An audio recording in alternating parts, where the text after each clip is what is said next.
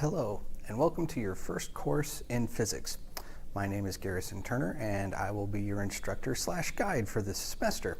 And to start, we want to talk about what physics is and what you'll be learning this semester. And to start, physics is simply the study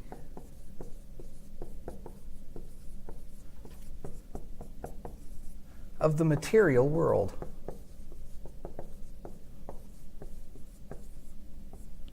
Okay? Physics is just the study of the material world. So when we talk about physics, we're talking about mechanical things, nature, anything that has to do with how something works, okay?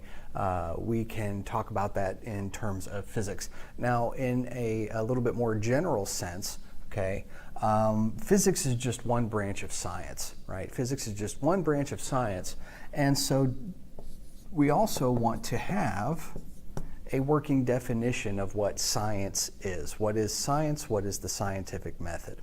And so science, a relatively simple definition of science could be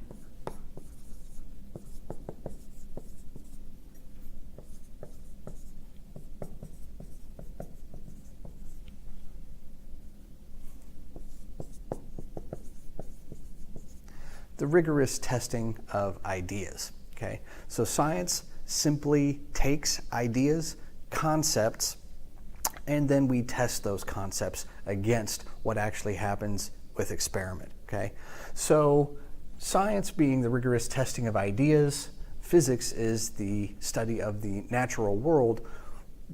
Physics at its root, okay, is the rigorous testing of the natural world. You can think of physics in that sense, right? The rigorous testing of the natural world.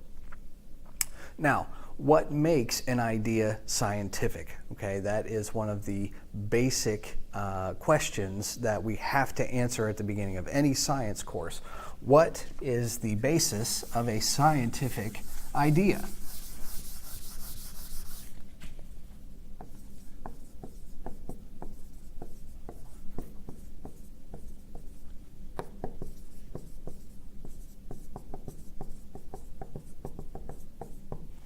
Okay? And there are a few different ways to approach this, but if you're familiar with the basic scientific method, okay, then you would have learned that we start with some observation. Okay? There's something that happens in nature that we observe, we're curious about, we want to see how it works. And so we start with an observation.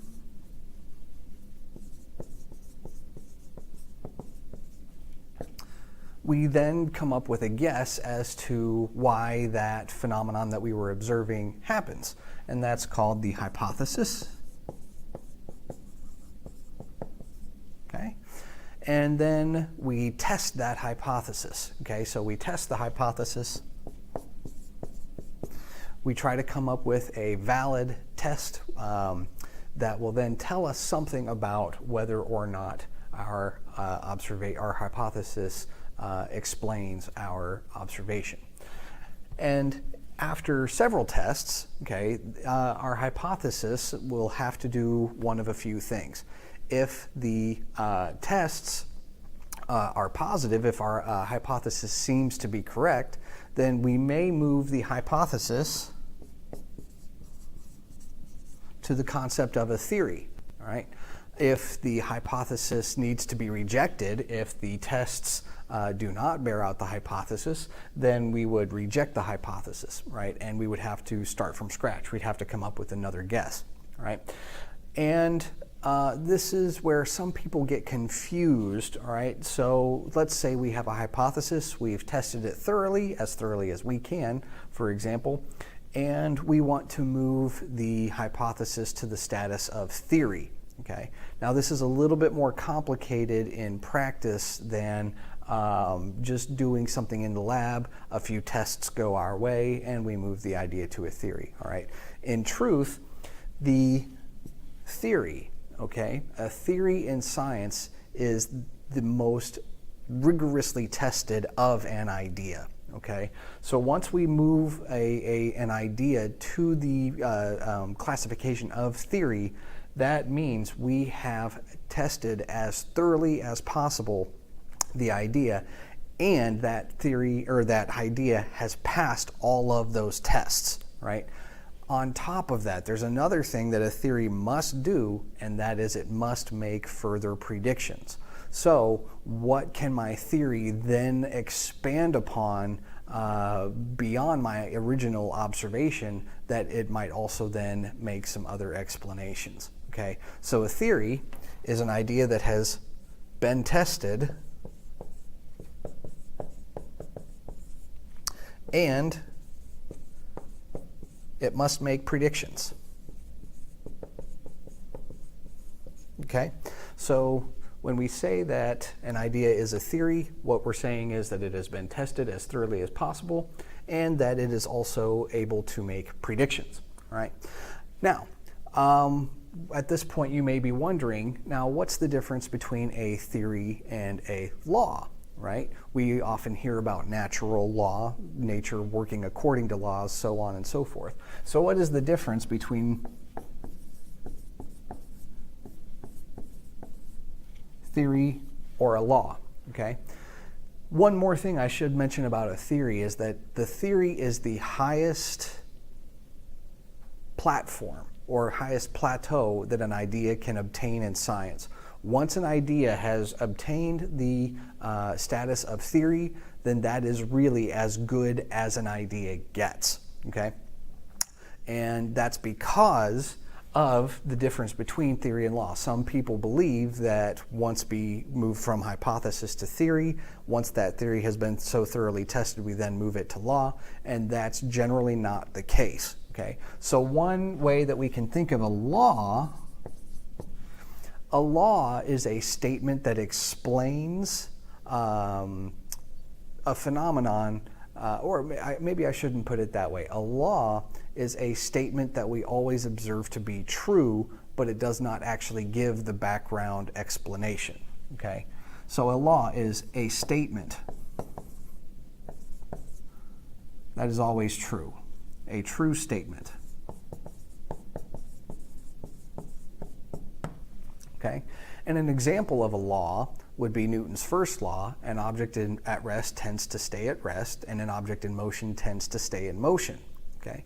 We give that statement the law status because we have always observed it to be true under the conditions for which motion is valid. Uniform motion is valid, i.e. the absence of friction, no external forces and things. The second statement of the first law says an object at rest will stay at rest, an object in motion will tend to stay in motion unless acted upon by a force. All right.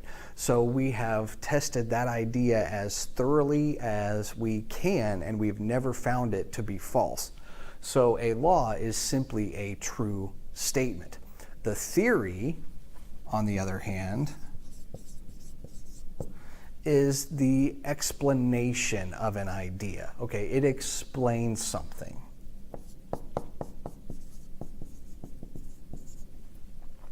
Another very simple observational law that we don't really call a law in physics. We talk about gravity a little more formally, but you may observe the law of gravity to be that the Earth and Moon are always bound together. Okay, and if you were a primitive person in an ancient culture, you may come up with this informal law of gravity that says, well, the Earth and the Moon are gravitationally bound.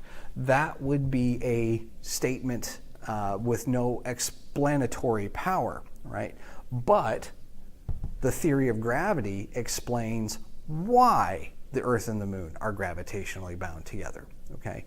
So a law is simply a true statement that we have never observed to be invalidated, whereas a theory actually does the explaining.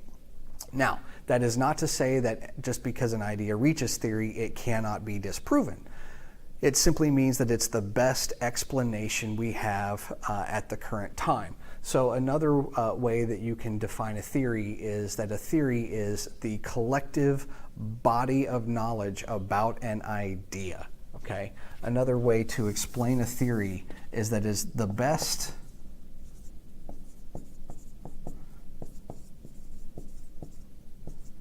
comprehensive body of knowledge